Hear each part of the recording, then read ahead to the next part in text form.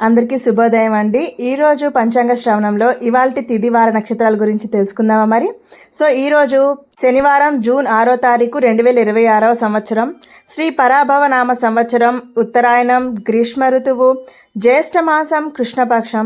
సూర్యోదయం తెల్లవారుజామున 5:44 ప్రారంభం కాగా సూర్యాస్తమయం సాయంత్రం 6:44 ముగుస్తుంది.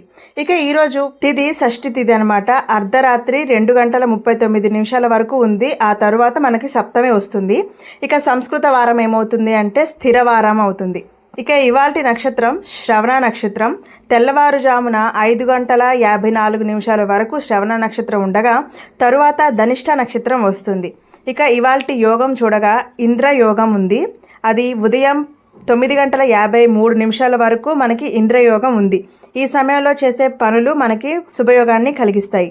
ఇక కరణం గరజి కరణం మధ్యాహ్నం 2:01 వరకు ఉండగా వణిజ కరణం అర్ధరాత్రి 2:39 వరకు ఉంటుంది.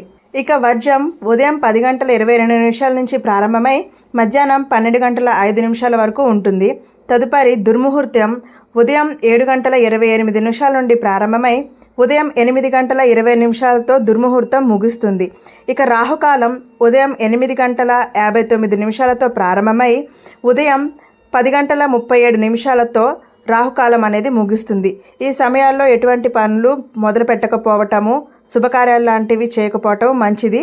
మనకి శుభయోగం ఉంది కదా, ఆ శుభ సమయాల్లో మాత్రమే ఏదన్నా మంచి పనులు స్టార్ట్ చేస్తే మనకి అవి పూర్తిగా ఫలితాన్ని ఇస్తాయి.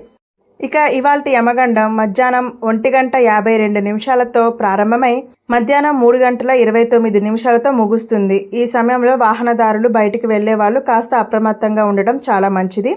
ఇక ఇవాల్టి గుళికా కాలం తెల్లవారుజామున 5:44 నుండి ప్రారంభమై ఉదయం 7:22 ముగుస్తుంది. ఇక ఇవాల్టి బ్రహ్మ ముహూర్తం తెల్లవారుజామున 4:08 నుండి ప్రారంభమై తెల్లవారుజామున 4:56 ముగుస్తుంది. ఈ సమయంలో చేసేటటువంటి ఎటువంటి పనులైనా సరే అత్యంత శుభ ఫలితాన్ని ఇస్తాయి. మరీ ముఖ్యంగా చదువుకునే విద్యార్థులకైతే ఈ బ్రహ్మ ముహూర్తంలో నిద్రలేసి చదువుకోవటం చాలా అత్యుత్తమమైన ఫలితాన్ని ఇస్తుంది. ఇక అమృత గడియలు రాత్రి 8:42 నుండి ప్రారంభమై రాత్రి 10:25 ముగుస్తుంది. ఇవాల్టి అభిజిత్ ముహూర్తం ఉదయం 11:48 నుండి ప్రారంభమై మధ్యాహ్నం 12:40 అభిజిత్ ముహూర్తం ముగుస్తుంది.